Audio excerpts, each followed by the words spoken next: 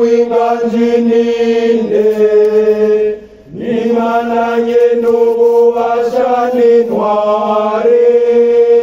n'intware mu rugamba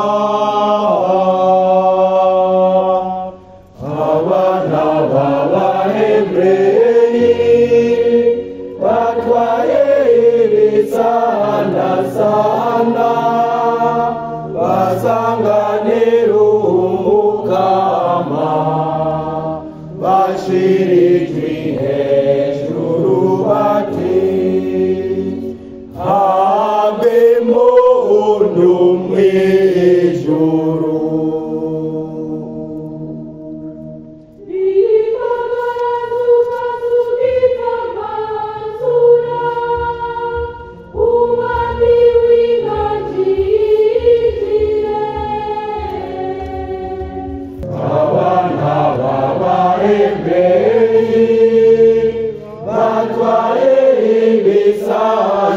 Sanda basanganira umukama bashirijwe hejuru bati habe muntu mw'ijuru.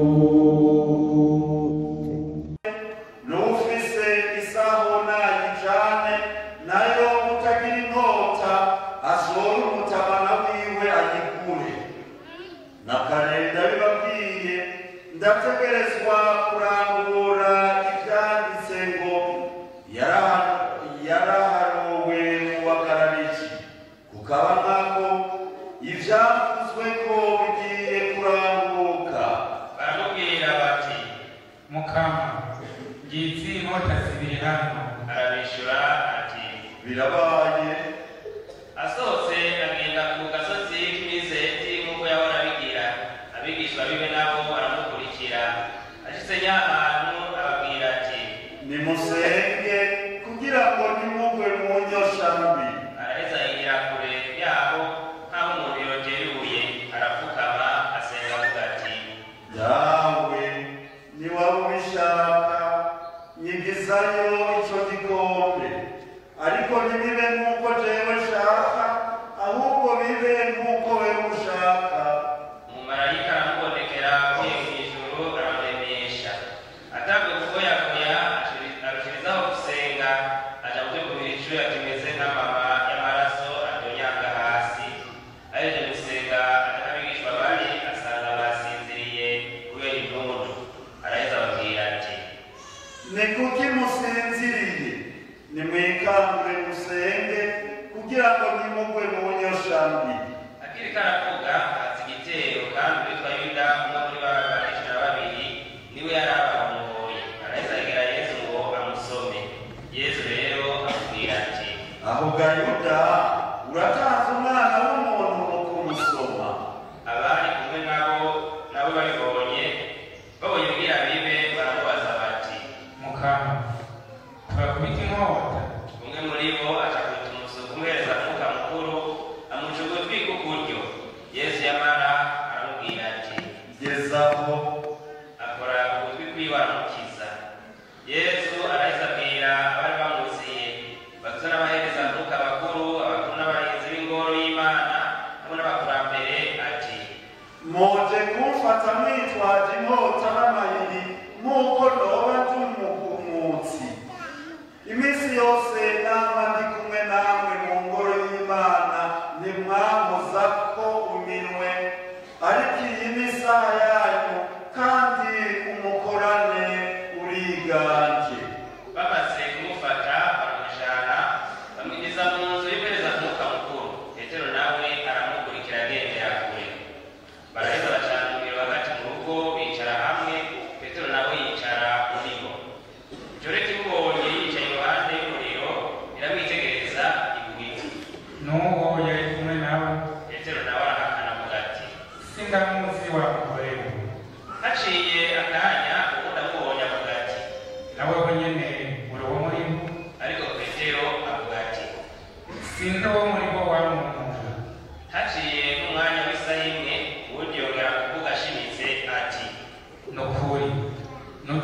nawe ukanatsinda ku myaka ye. ariko petero we avuga ati sinzi uriko uravuga wa muntu. ubwo nyene akiriko aravuga isake irarika. Mukama nawe arakebuka yitegereza petero. Petero nawe yibuka rya jambo Mukama avuga ati uyu munsi nyene isake izabika umaze imyaka na gatatu. Petero asohotse ibiryosozi. Ingabo zari zicunze Yesu zaza ziramukekeza zongera zimukubita, ziramupfuka mu maso, hanyuma zimubaza ziti findura wagukubise ninde? ziramutuka n'ibindi byinshi. Tumaze guca abagize inama nkuru y'abakurambere b'igihugu, abahereza mwuka bakuru n'abanditsi barakorana, bamujyana mu nama nkuru y'igihugu yabo bavuga bati niwabure Kristo bitubwire. nawe arababwira ati naho nobibabwira ntimwovyemera, kandi naho nobabasa ntimwonyishura. ariko kuva ubu umwana w'umuntu agiye kwicara iburyo bw'Imana nyene ububasha. bavugira icarimwe bati wakabaye rero umwana w'Imana. nawe arabwira ati ni mwebwe muvuze ko ndi we. nabo bavuga bati icagirizi turacagikeneye iki? nkako twebwe nyene turavyiyumviye ibivuye mu kanwa kiwe. iryo sinzi ryabo uko ryakabaye rikura hasi rimujana imbere ya Pilato. batangura rero kumurega bati uwo twasanze yose intara yacu kugarariza abuza gutanga ikoro rya Sezari yiyita ubwiwe ngo ni Kristo umwami. Pilato aramubaza ati wewe umwami w'abayuda? Yesu aramwishura avuga ati ni wewe ubivuze. Pilato abwira abahereza mwuka bakuru n'abantu bari bakoranye ati ntasha musanze kuri uyu muntu. nabo barushirizaho kuvuga bati aratunganya igihugu, yigisha mu Buyuda bwose kuva mu Bugarire iyo yatanguriye gushika n'ino. Pilato ngo avyumve abaza yuko uwo muntu ari umunyagalile, amenye ko ava mu gihugu ca Herodi, amanuka kwa Herodi kuko nawe yari Yerusalemu muri iyo minsi. Herodi abonye Yesu aranezerwa cane, aho kuva kera yari yanifuje kumubona kuko yahora yumva ivyiwe. yagira ngo Yesu ahava yerekana ikimenyetso mu maso yiwe. amubaza agize ibintu vyinshi, ariko we ntagira ico amwishura. abahereza mwuka bakuru hamwe n'abanditsi bari aho bamwe bakuvya mu kumwagiriza. Herodi n'abasirikare biwe baramusuzugura, baramutwenga, bamwambitse igihuzu gisa gica ibibatsi, baraheza bavuga kwa Pilato. uyo munsi nyene Herodi na Pilato bacika abagenzi, kare na kare bahora bazirana.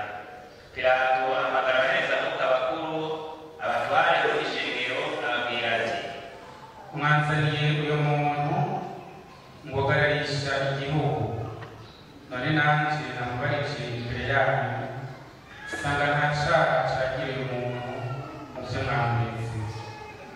na Herodi nyene ntaco yamwagirije kuko yamusubije, kuko aba nkako ntaco yakoze gikwiye kumwicisha. nuko rero ndamukubitisha ndetse ndamurekuye. agasangwa k'umunsi mukuru ushitse yateza kubarekurira umuntu umwe. ariko ishengero ryose uko ryakabaye rishirikwe hejuru rivuga riti kuraho uwo turekurire Baraba. ngo Baraba yari yatawe ibohero kubera umuvumuko wari wabaye mu gisagara akicwa n'umuntu. Pilato kubera ko yifuza kurekura Yesu asubira kubabwira ijambo, ariko bo bashirikwe hejuru bavuga bati mubambe mubambe. asubira kubabwira bwa gatatu ati none ikibi yakoze inyabaki? nta kintu gikwiye urupfu ndamubonako. ndamukubitisha rero heze ndamurekure. bo rero bateza ugushira ijwi hejuru basaba ngo abambwe, maze induru yabo ija hejuru. Pilato ashinga ingingo ko biba uko babisavye, arekura uwari yatawe ibohero azibugararije n'ubwicanyi kuko ariwe bari basavye, ariko atanga Yesu nk'uko babishaka. bariko baramujana bacakira umuntu witwa Simoni Umunyasireni yari avuye mu murima, bamuremeye ku musaraba ngo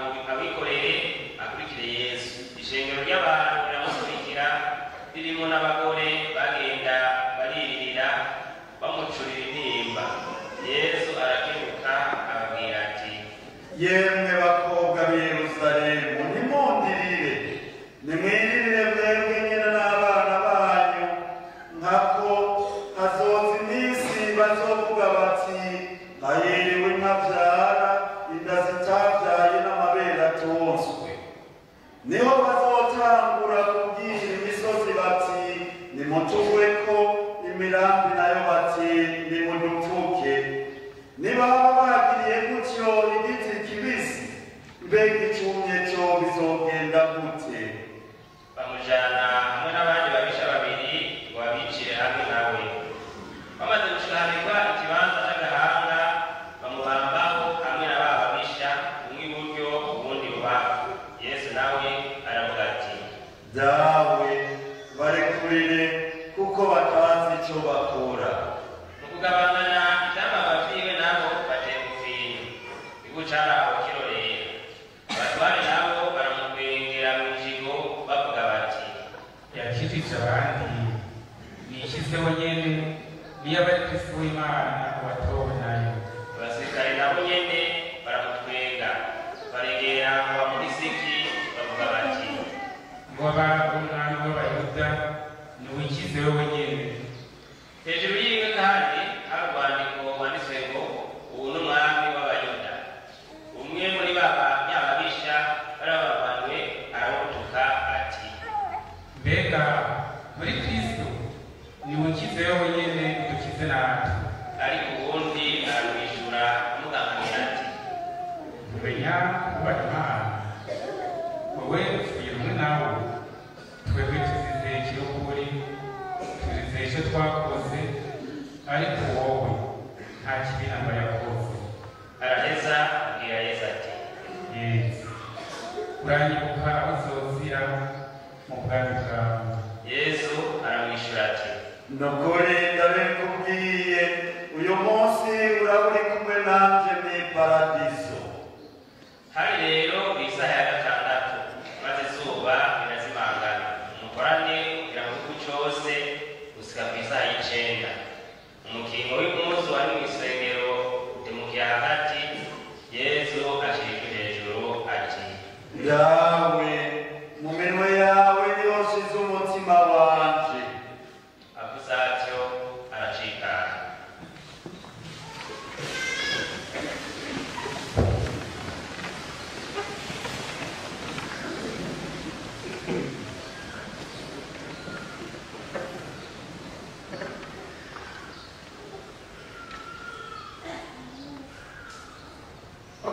Umukama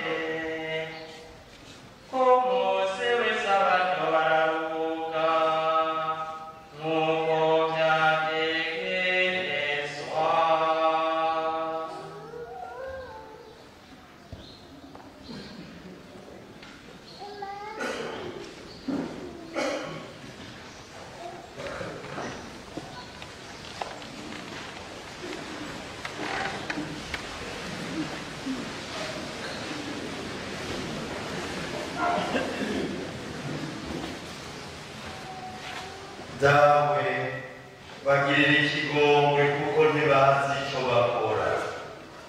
Dawe barekurire kuko batazi icyo bakora.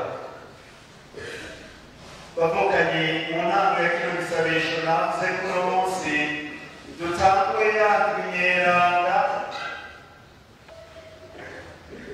ku munsi w'ibisangasanga aho Yesu yaduga Yerusalemu, abantu benshi bose bagenda bamutera impundu, basasa amashami, basasa ibitenge byabo, baduga Yerusalemu nk'uko umenga n'umwami, kandi by'ukuri yari umwami. Twumvise yuko ubwami bwiwe atari ubwo ngaha ku isi, ariko ari ubwami bw'ijuru. Duca turumva rero n'ubwo bwami abakujyamo abaribo ni ba bandi bwa mbere na mbere barangura ishaka n'Imana, aho twumvise ati dawe ishaka ryawe niriranguke, ariko ntiribe nk'uko jewe ndabishaka. Abafata urugendo rurora mw'ijuru ni ba bandi rero barangura ishaka n'Imana, bagakurikiza amabwirizwa yayo, eka n'izindi nyigisho zose zibafasha kugira ngo bagende buke buke baca mu mawa, baca mu binogo by'isi n'ab'isi, bagenda barimba mu nzira.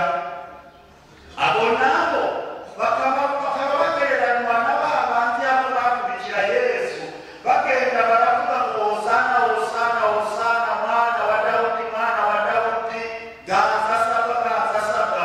Ariko bageze imbere bagaca bahinduka nk'uruvo rwihindura,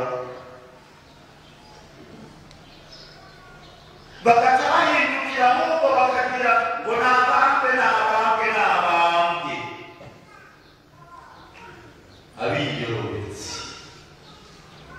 Abiyorobetsi umwe yakwiyemeje ko ngo ng'inzoka yo mu nda. Abo nibo rero dukwiye no gusabira muri iyi twinyeranga byose, ariko tukabigirana kwicisha bugufi, tukabigirana no kwicisha bugufi iruhande yo kwemera ishaka n'Imana. Ibyo tugira byose tukabigirana kwicisha bugufi, tubasabira tuti bagirire ikigongwe kuko ntibazi icyo bakora. Bagirire ikigongwe, barekurire, ntibazi icyo bakora. None ariko bazobinumva gushika ryari? Hariho umugani w'ikirundi baca ngo ugutwi kw'impene kumva kuriyegayega gokokeje, ariko abakera bavuga ngo gushaka ngo ugutwi kw'impene kumva kurimesa kuriya. Turakuteye kukongereza inkwi n'ibisate byo hirya ruguru niho mwahiriwe gucana amakara. None si yazinze kurusha ibisate, ugacana gushika muco kumva igitubitse mu nkono. Watubwira ati ko agutwi kurumvise atukura hiye ntiwasubiraka usubire no kurumviriza oya. Ariko nitubwira gutyo twebwe tubabasabira bahinduke. Muri uko kubasabira na twebwe tubisabira, tugaca tugenda no kubafasha kugira ngo nibaba babiterwa n'ingendo mbi n'umutima mubi bafise, batubonere ko akarorero keza kakaba ariko katuranga, kakaba ariko nabo baca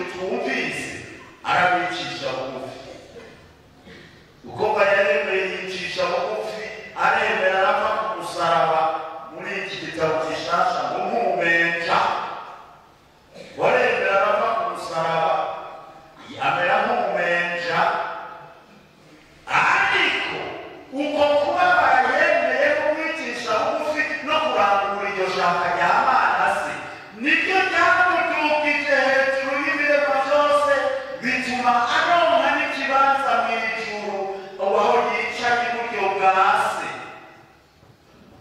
Agaca bongera kumubona bati kandi azogaruka kubona inahazo, azoba aje n'ingoma n'ibandi aje kuducira urubanza, urubanza rukuri, urubanza rukuri. Rero tusabe tubandanye tugenda buke buke mu kwicisha bugufi nk'uko yabigize. Nta mwobo yari afise, nta basirikare yari afise, ariko twumvise ko baje kumutora n'amahiri. Aranababaza ati mbega baje kumufata gutyo, mwibaza ngo ndi gisuma ndi iki? Ubwami bwanjye si ubwo kuri iyi si. Tubandanye rero twibwira ubwo bwami buke buke, iyi ndwi nyeranda tuze tubandanye natwe twikubita mu gikiriza, twikubita mu gikiriza tuvuga ati Yesu tugirire ikigongwe, Yesu ugirire ikigongwe imiryango yacu, Yesu ugirire ikigongwe igihugu cyacu, Yesu ugirire ikigongwe akarere kacu kuzuyemo ubwicanyi, Yesu ugirire ikigongwe isi yose, kugira ngo tujye twama mu kanyamuneza kazodushikana kuri ryacu kagira imyaka yose.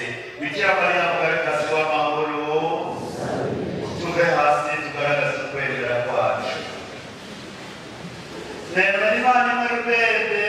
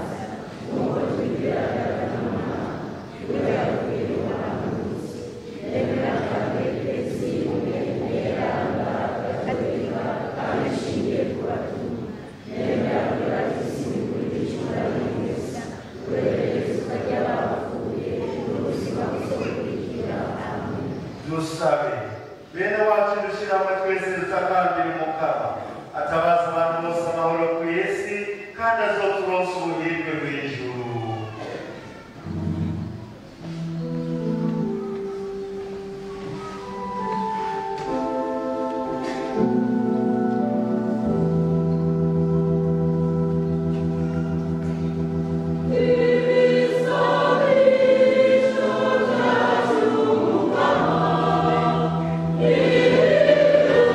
Yeah.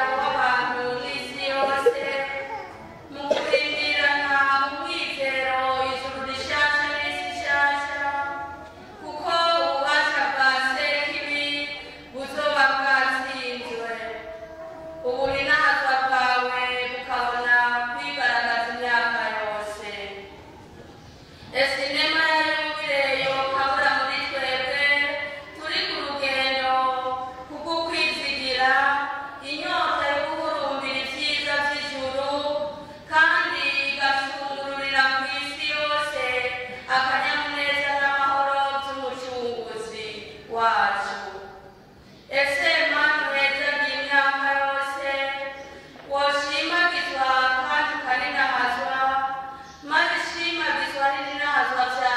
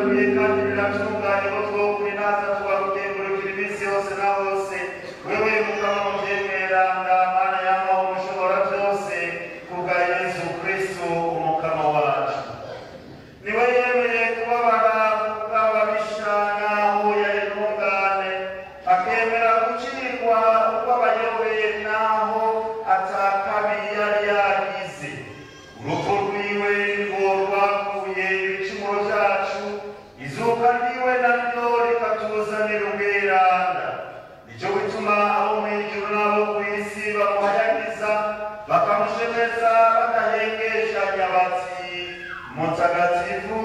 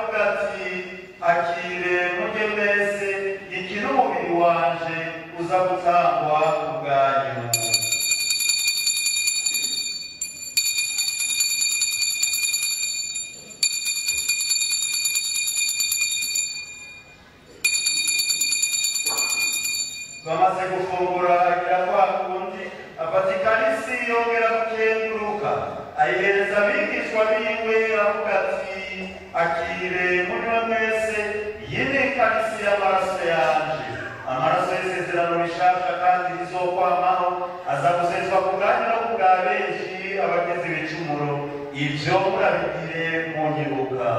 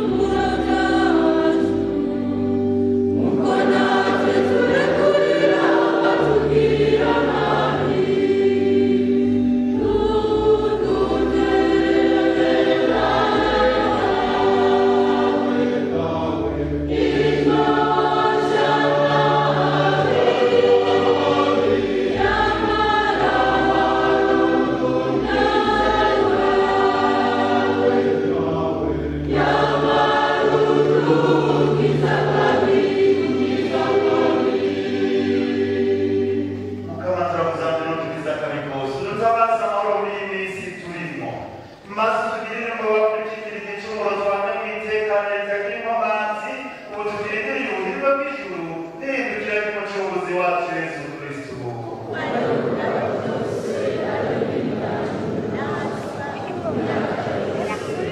Mukama Yesu Kristo rero abwiye abigishwa bawe na twebwe uno munsi uti ndabasigaranye amahoro ndabahaye amahoro yawe.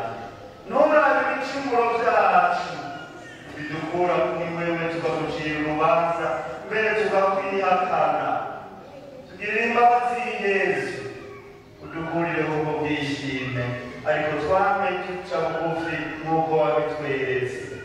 Wese urabanyama mu kwemera ku eklesiya yawe witabasa amahoro n'ubumwe maze ishaka ryawe rirambuke.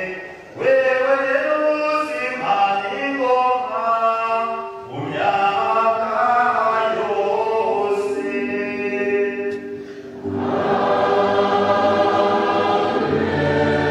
Bona n'amahoro y'umukama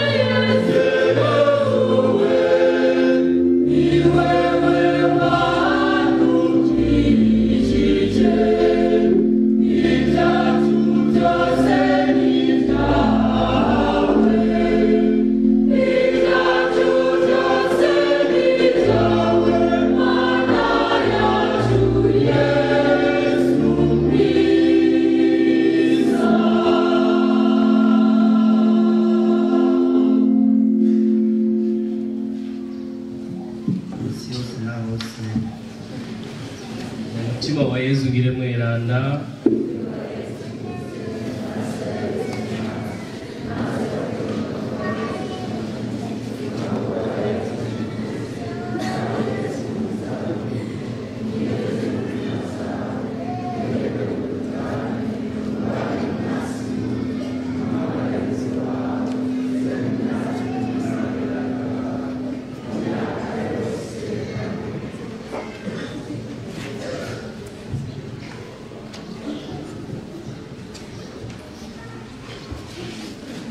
Oh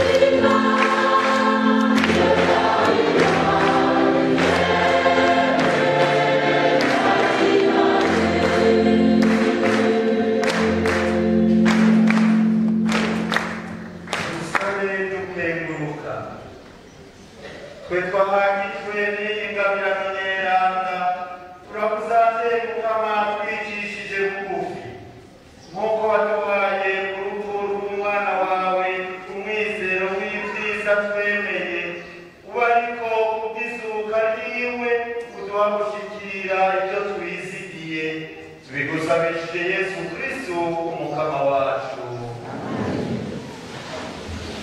bimenyeshejwe umuryango wa paruwasi yacu. Uno munsi turiko turahimbaza Dominika y'isandasanga umwagace Yesu yinjiye icese Yerusalemu. Twatanguye imyanda izodufasha kwegera umunsi mukuru wa Pasika. Ejo kuwa mbere ngaho paruwase hazoba isakari y'ikigongwe isaha 10 z'umuhingamo. Kuwa kane kuri paruwase isaha izotangura isaha 12 z'umugoroba.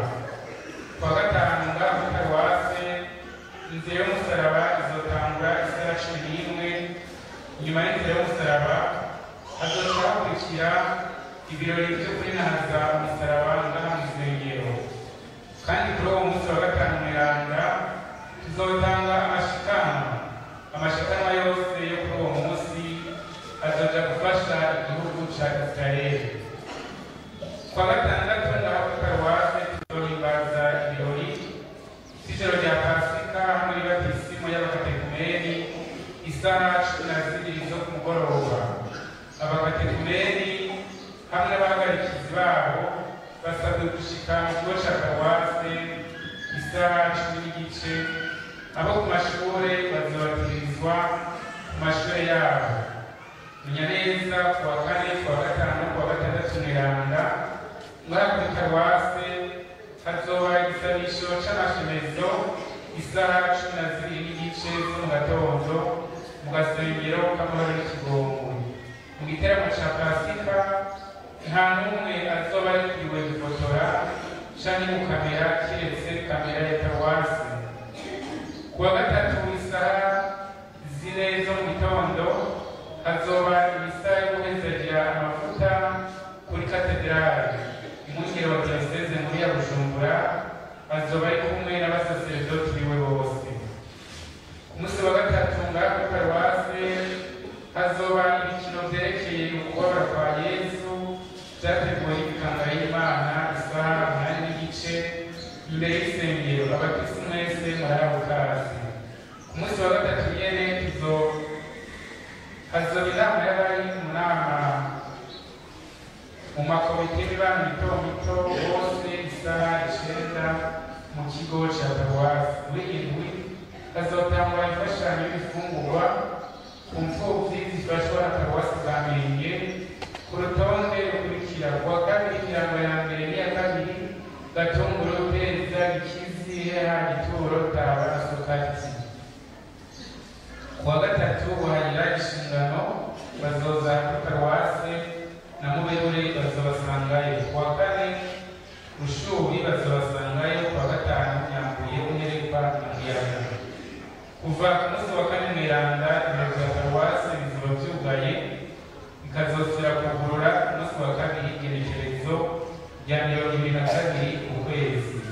Abazotegura ingoro y'Imana ejo kuwa mbere amafraternite.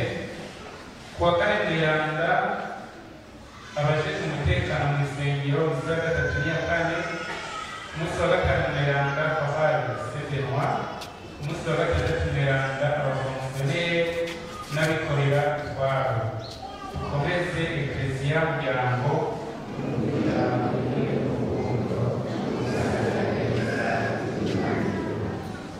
duce bugufi turonke umuhezagiro